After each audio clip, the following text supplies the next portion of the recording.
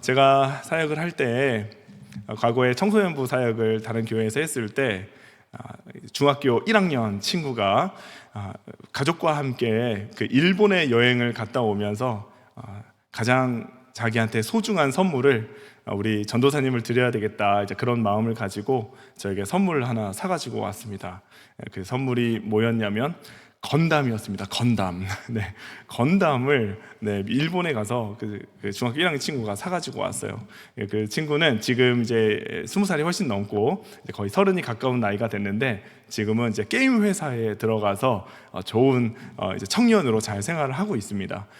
그 친구가 건담을 이렇게 사가지고 온 모습을 보고 그 다음에 또 이제 중학교 다니는 어떤 친구 한 명이 또 일본에 또 갔다 올 계기가 또 됐었는데 그 친구는 이제 에반게리온 로봇입니다. 로봇을 또 사가지고 온 거예요.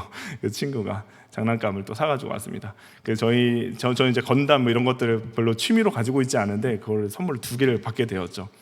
그래서 제가 곰곰이 생각을 했습니다. 그래서 청소년부 예배할 때 제가 그 건담, 한쪽에는 건담, 한쪽에는 그 로봇을 양쪽으로 들고 그 친구들한테 다가가서 제가 이 설교를 했던 기억이 납니다. 이 설교를. 그래서 그 친구들한테 이 건담 2개 가져오면서 이 두 학생은, 중학교 학생은 본인이 생각했을 때 가장 좋은 것을 전도사님에게 선물을 한 거다. 저를 너무 좋아했어요. 저를 너무 좋아하는 친구여서 자기가 생각했을 때 가장 좋다라고 생각한 것을 선물로 가지고 오는 거예요. 근데 제가 그 선물을 가져온 친구들에게 제가 똑같은 얘기를 해줬어요. 사실 전도사님은 이 건담이 사실 필요가 없다. 근데 너희들이 이거를 진심을 가지고 사가지고 왔기 때문에 나 너무 고맙게 이걸 받았다.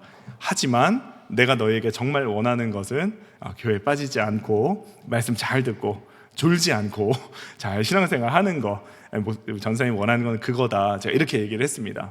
그러니까 그 선물도 참 귀하죠. 그 친구들 마음에서는 자기가 생각하는 가장 좋은 거를 저한테 준 거니까.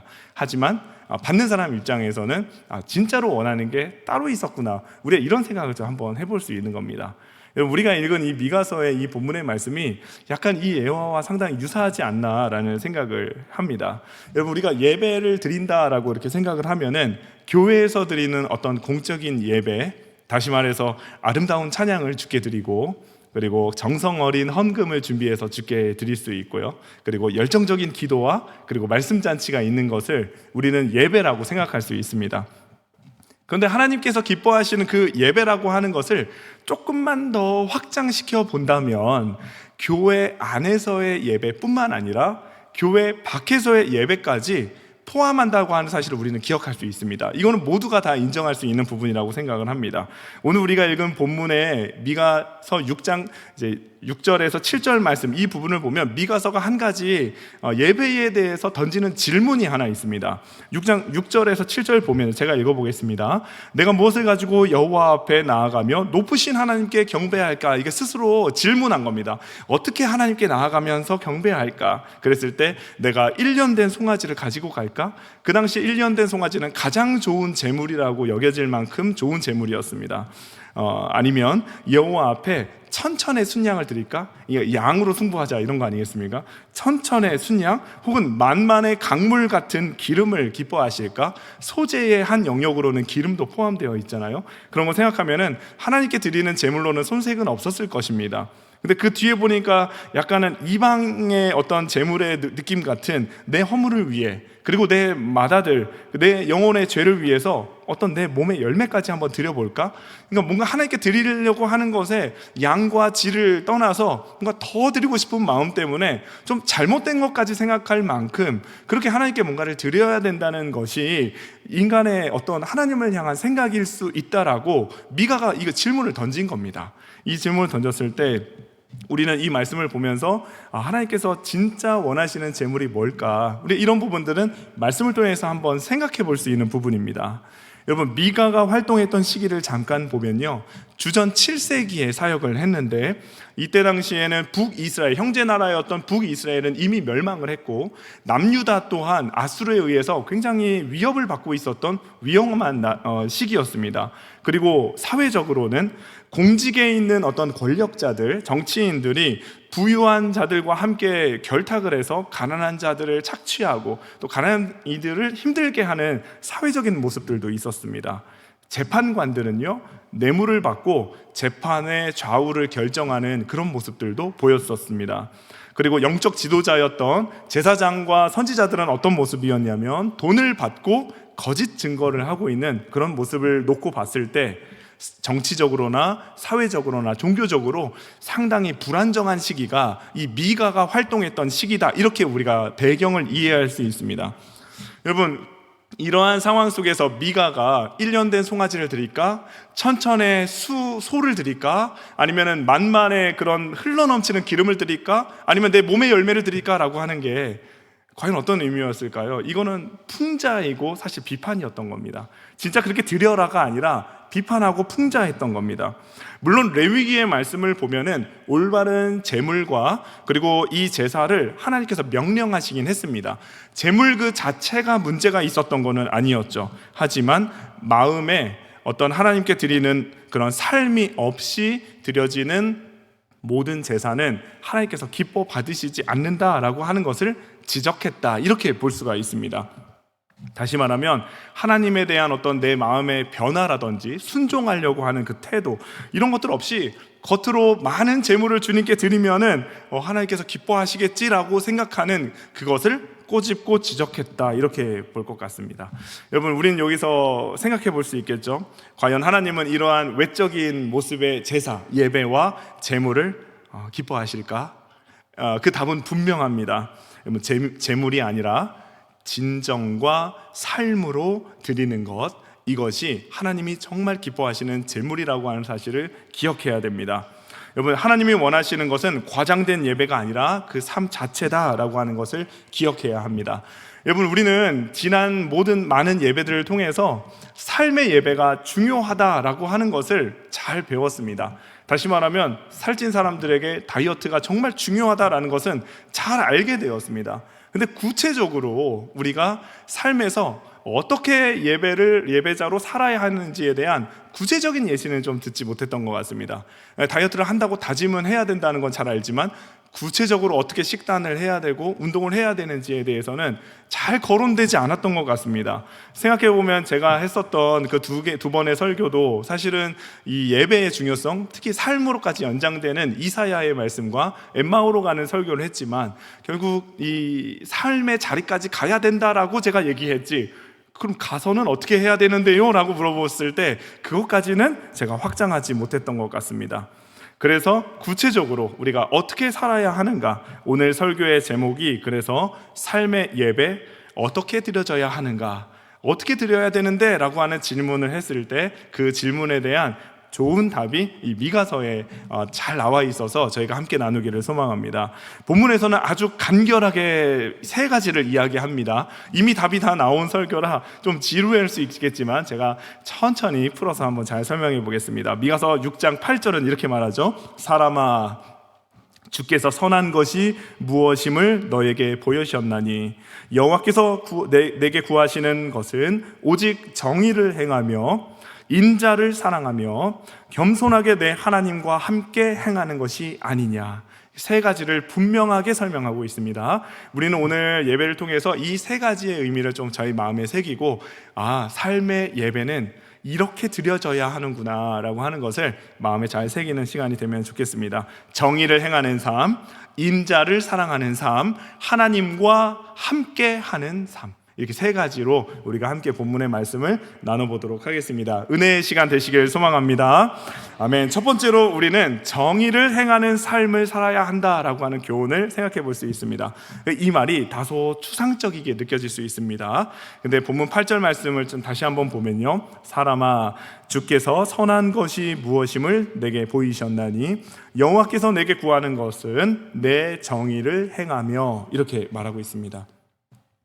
여러분, 정의를 행하라라고 하는 이 정의로 번역된 단어는 미슈파트입니다. 미슈파트, 이것은 하나님의 속성을 말함과 동시에 하나님께서 자기 백성에게 요구하는 하나님의 공유적 성격 중 하나입니다. 하나님께서 우리 인간에게 공유해 주신 속성이 있어요. 사랑, 아니면 자비, 이런 것들을 우리에게 공유해 주셨죠. 그 중에 하나가 바로 정의라고 하는 겁니다. 여러분, 정의를 말할 때 우리 흔히 공의와 같이 사용되는 그런 상황을 좀 보게 되는데요, 정의와 공의를 좀 구분할 필요가 있습니다. 성경에서 정의는 미시파트라고 해서 법정 용어로 재판정에서 재판관이 법적으로 규범을 할 때 이 정의로움을 말할 때 미시파트라는 단어를 대부분 썼습니다. 그리고 공의라고 하는 단어는 체다카라고 하는 단어를 썼는데, 일반적으로 이것은 사람의 인격을 말할 때 썼습니다. 그래서 인격을 통해서 나타나는 정의로운 행위들, 이것을 공의라고 표현했습니다. 그래서 우리는 정의는 약간 하나님, 재판장이자 심판주이신 하나님을 표현할 때 정의라는 표현을 쓰고, 인간의 인격을 통하여서 정의가 드러나는 그 신성과 인격이 나타난 예수 그리스도를 말할 때는 공의를 표현하기도 합니다. 정의와 공의를 성경에서는 구분하기도 하지만, 때로는 오늘 말씀처럼 이렇게 같은 의미로 다소 비슷한 유사한 의미로 사용되기도 한다라고 하는 것을 기억하면 좋을 것 같습니다. 여러분, 본문에서 말한 이 정의, 미시파트는 크게 네 가지로 그 사용의 단어가 사용이 되고 있는데요, 재판관이 판결을 할 때, 첫 번째입니다. 재판관이 판결을 할 때 사용했고요, 두 번째는 더 나아가서 하나님이 심판의 자리에 서서 심판을 행하는 것, 이 모든 것도 이 정의, 미시파트라는 단어를 썼습니다.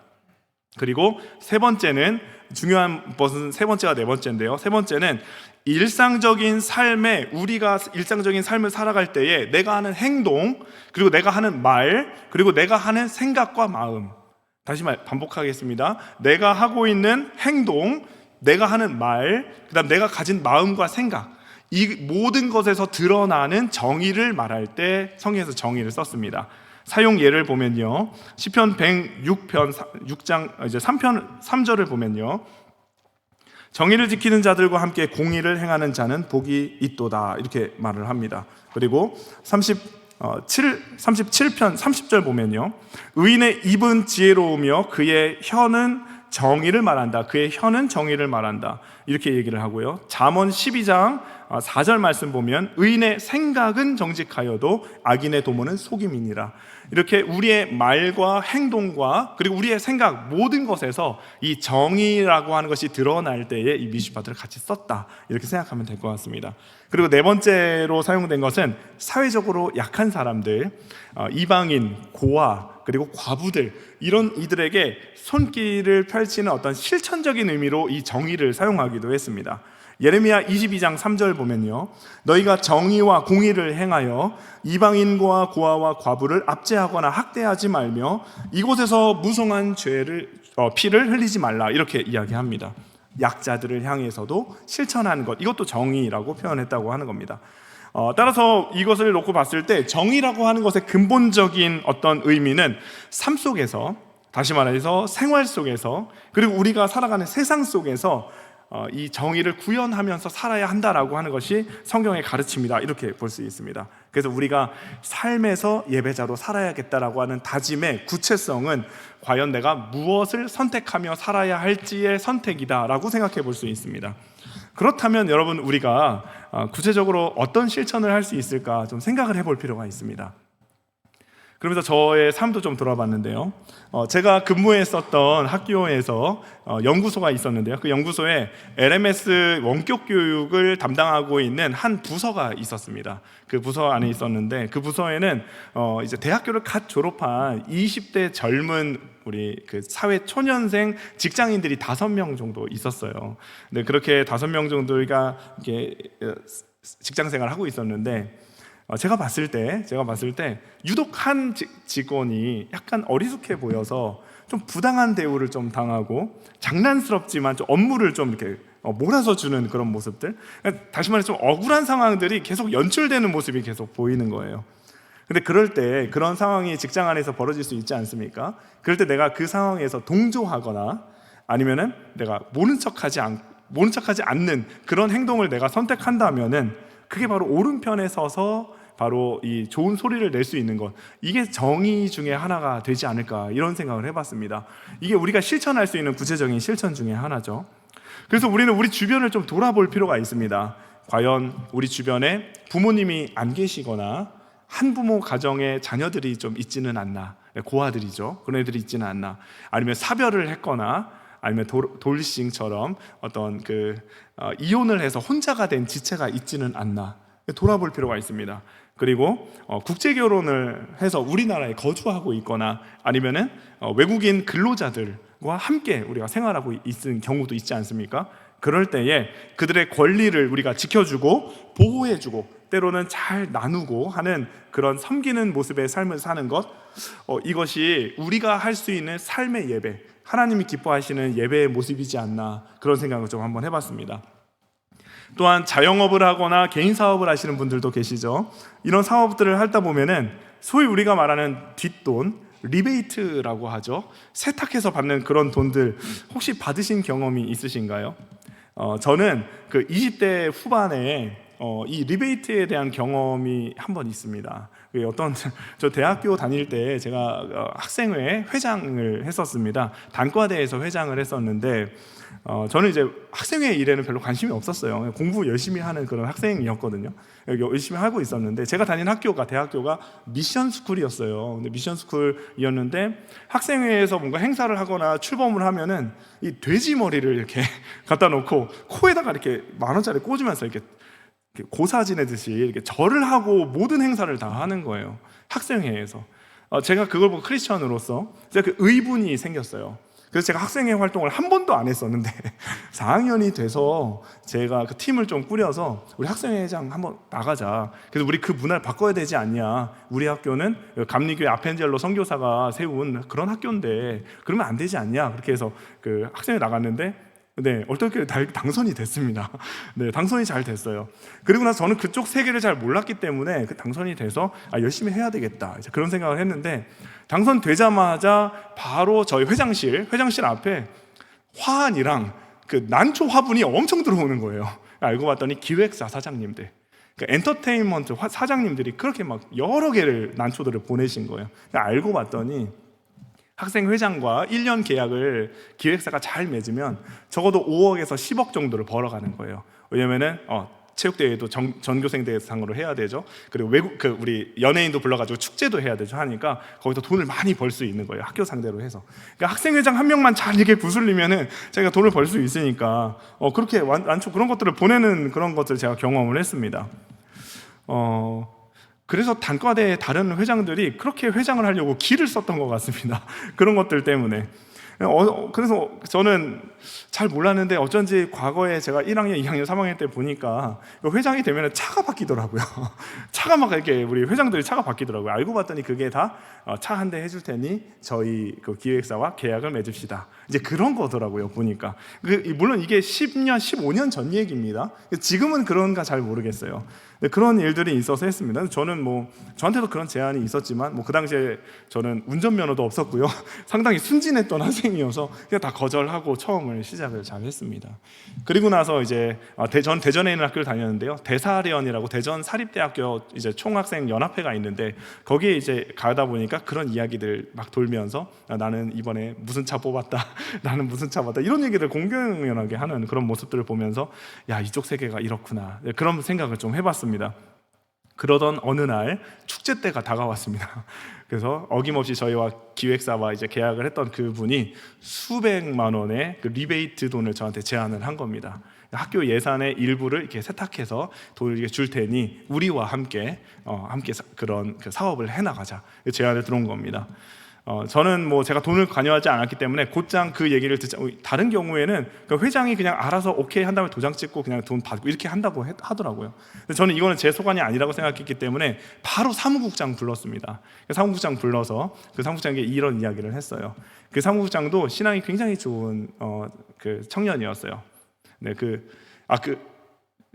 좀 이제 TMI이기는 하지만 그 사무국장이 다음 주 토요일에 오는 그 대표님이십니다. 네, 그 대표님이 사무국장이었어요. 돈 관리 굉장히 잘했던 분이셨는데 결국 사업을 하더라고요. 아무튼 그분이 그렇게 같이 저랑 저 친구였는데 얘기를 하면서 이거 받으면 안 될 것 같다는 얘기를 계속 하더라고요. 그러고 나서 저는 그 친구와 우리 학생회 항상 큐티를 제가 했었는데, 큐티 때 하필이면은 그때 저희가 이 출애굽기 말씀을 묵상하고 있었어요.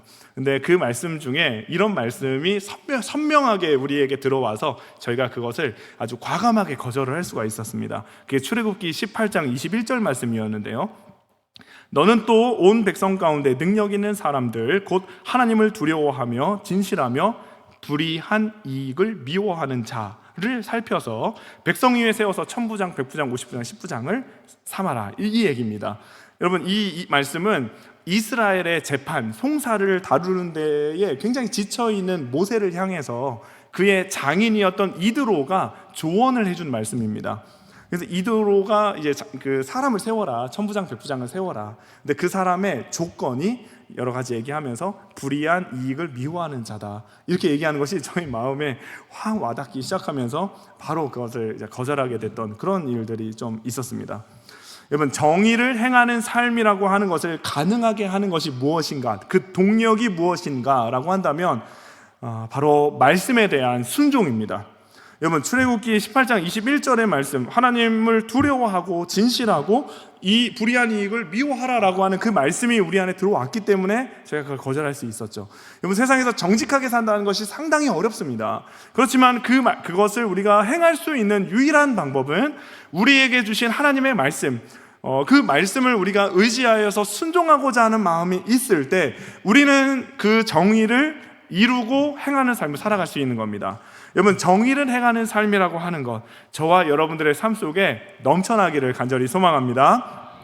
두 번째로 삶으로 드려지는 예배는 인자를 사랑하는 삶이라고 얘기합니다. 본문 8절 말씀 한 번 더 보면요, 여호와께서 너에게 구하는 것은 내 정의를 행하며 인자를 사랑하며, 이렇게 말합니다. 여기서 말하는 인자는 사람 인자가 아닙니다. 어질 인자입니다. 그래서 한결같은 사랑, 이런 의미입니다. 히브리어로는 헤세드라고 불리는데요, 하나님께서 자기 백성을 사랑할 때 베푸시는 약속, 이 언약적인 사랑, 변함없는 사랑이라는 의미입니다. 그리고 예수님께서 십자가에서 보여주실 충성된 사랑이라는 의미도 포함되어 있습니다. 그러니까 이거는 변덕스럽게 사랑한다라는 의미가 아닙니다.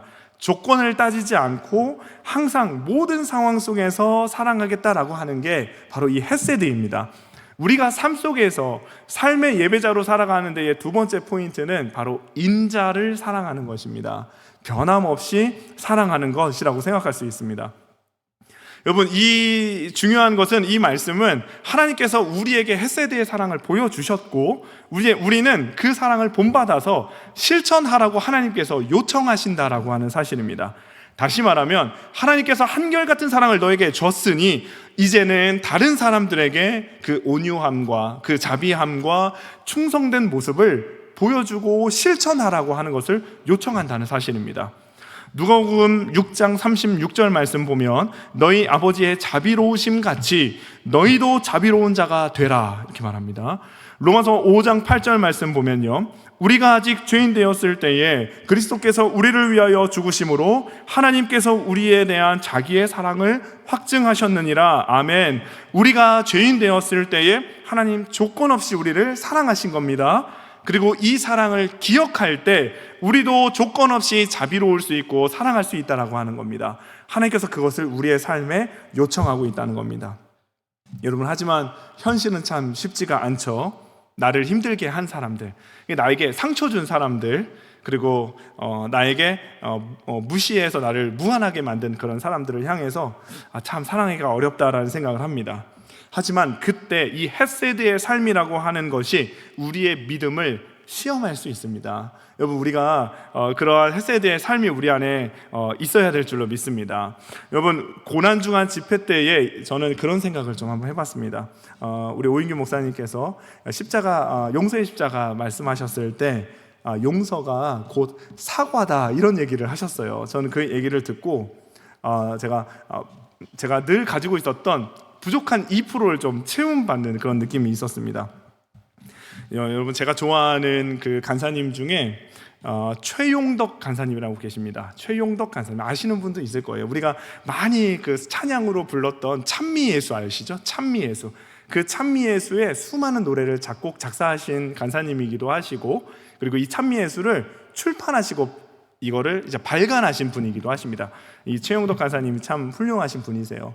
이 분이 참 많은 찬양을 작사 작곡하셨습니다. 우리가 대부분 많이 알고 있는 오신실 아신주, 하나님은 실수하지 않으신다네, 낮엔 해처럼 밤엔 달처럼, 가서 제자 삼으라, 이런 거 다 우리 간사님께서, 최용덕 간사님께서 작사 작곡하신 겁니다. 제가 이 최용덕 간사님을 정말 좋아했던 이유가 가사의 내용을 보면은 항상 매듭이 확실해서 좋았습니다.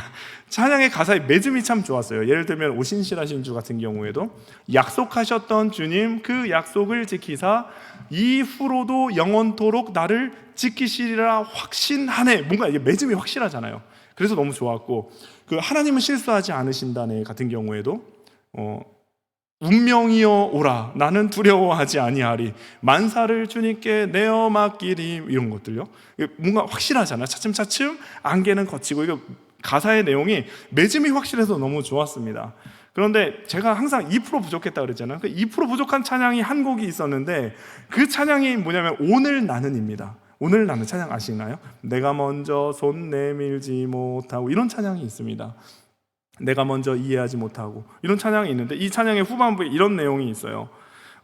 왜 내가 먼저 져줄 수 없는가? 왜 내가 먼저 손해볼 수 없는가? 오늘 나는 주님 앞에서 몸들 바 모르고 이렇게 흐느끼며 서 있네. 그러니까 뭔가 내가 용서를 해야 되고 사랑을 해야 되는데 그게 안 돼서 흐느끼고 있다는 거예요. 그래서 마지막 뭔가 결론을 내려줬으면 좋겠는데 마지막에 뭐라고 끝나냐면은 어찌할 수 없는 이 마음을 주님께 맡긴 채로 하고 끝나요.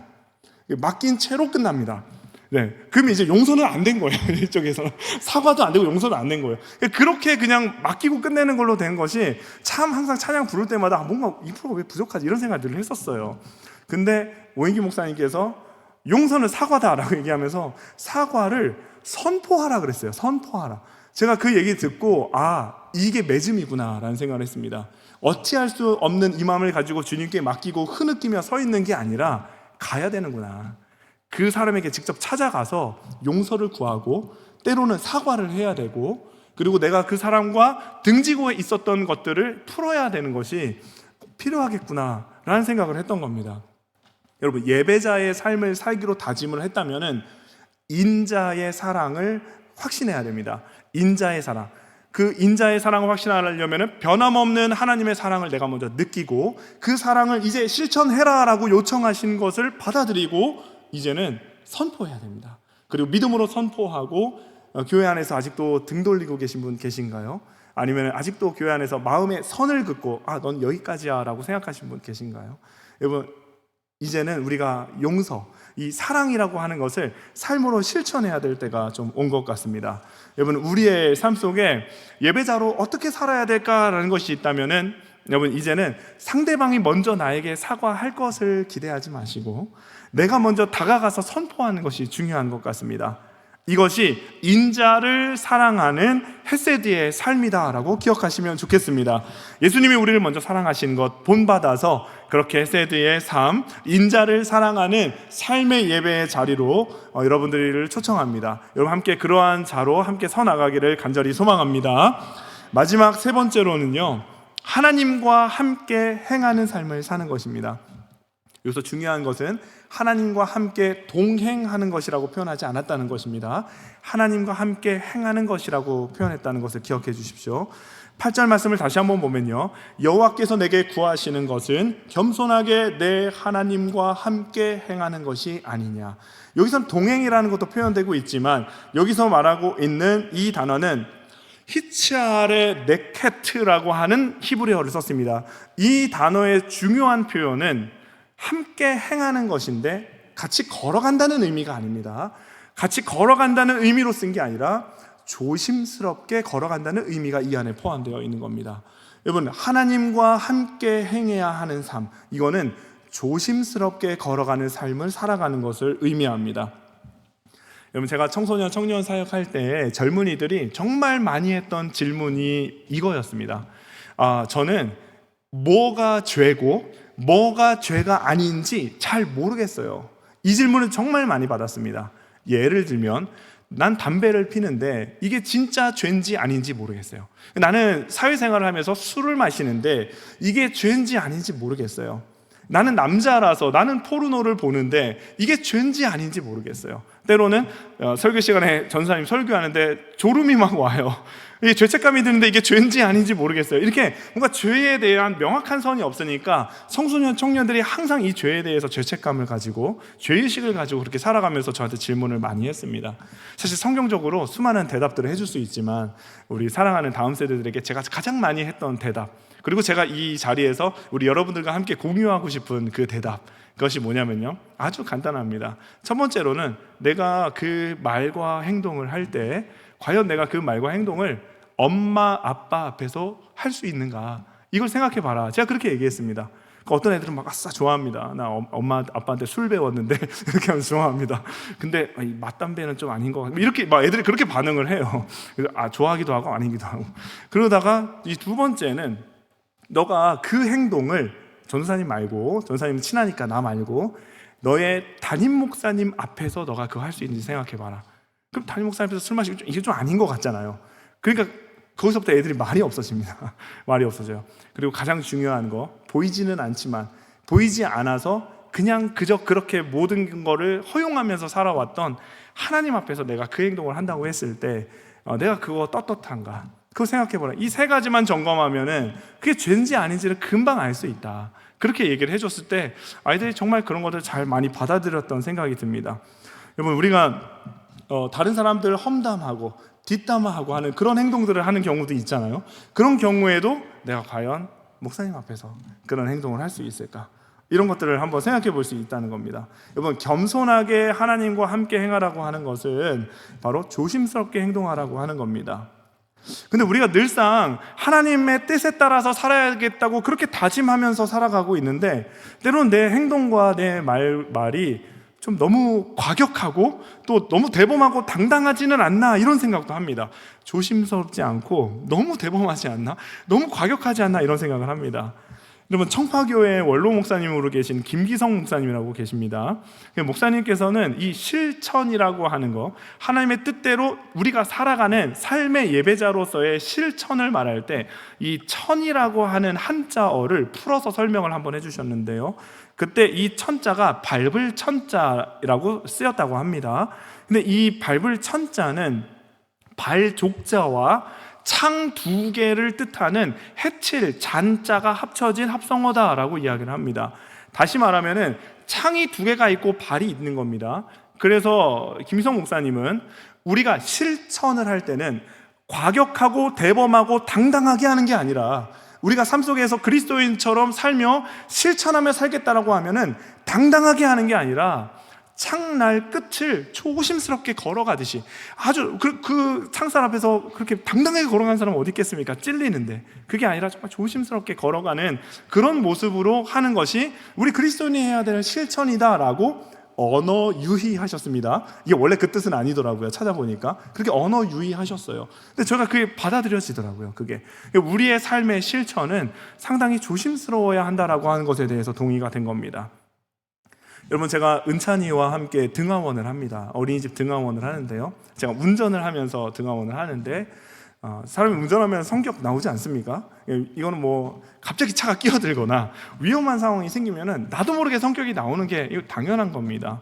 근데 저는 그때 말과 행동을 상당히 조심합니다. 왜냐하면 누가 지금 나와 함께 있냐에 따라서 내 행동이 충분히 바뀔 수 있는 겁니다. 그렇죠? 여러분, 비교적 최근에 가평으로 사역자 수양회를 갔다 왔습니다. 그때 저는 제 차로 갔다 왔었는데, 그때 담임 목사님께서 제 옆자리에 앉아서 함께 가는 시간이 잠깐 있었습니다. 음식점으로 가는 그 시간이 있었습니다. 제가 시속 100km를 넘지 않았어요. 방지턱을 굉장히 조심스럽게 넘었습니다. 누가 내 옆에 있느냐에 따라서 내 행동이 바뀔 수 있는 겁니다. 그렇죠? 제가 성도님들을 대할 때, 그리고 믿음이 연약해서 슬퍼하고 있는 지체를 만났을 때 저는 부정적인 얘기 안 합니다. 제 인상을 찡그리지 않습니다. 항상 긍정적이고 희망적인 얘기를 합니다. 누가 나와 함께 있느냐에 따라서 내 행동은 바뀔 수 있는 겁니다. 이런데 하물며 우리를 창조하신 하나님께서 우리와 늘 항상 함께 하시는데 내가 누가 나와 함께 하는지를 정말 조금이라도 생각한다면 과연 내가 그 행동을 할 수 있을까? 내가 그 말을 할 수 있을까? 우리는 그것을 생각해 봐야 한다고 하는 겁니다. 우리 요셉의 경우를 함께 보겠습니다. 창세기 39장 2절 말씀 보면 여호와께서 요셉과 함께 하심으로 그가 형통한 자가 되었다 이렇게 말합니다. 요셉은 보디발의 아내가 유혹을 할 때 도망갔죠. 그리고 하나님이 지금 나와 함께 하시기 때문에 죄 짓는 것을 매우 조심했다라고 저는 생각을 합니다. 창세기 39장 9절은 아주 위대한 선언이기도 하죠. 내가 어찌 이 큰 악을 행하여 하나님께 죄를 지으리이까. 요셉은 하나님이 보고 계시다라고 하는 의식 속에서 항상 조심했던 겁니다.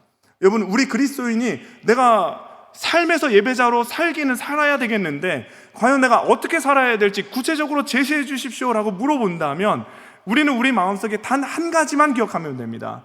하나님이 내 옆에 계시다면, 하나님이 과연 내 옆에 계시다면, 내가 살아가는 그 삶과 내가 걸어가는 그 길 속에서 하나님이 나와 함께 한다면 내가 과연 그 말, 그 행동, 그 생각 내가 과연 했을까?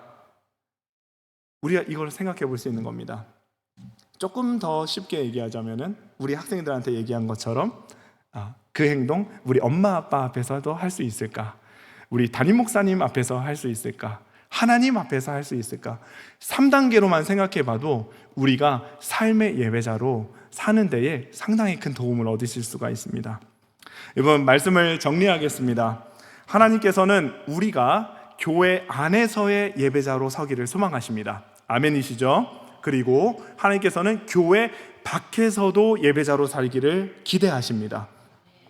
여러분, 우리의 삶 전체를 통해서 온전한 예배를 기뻐 받으시는 하나님이신 것을 기억하시기를 바랍니다.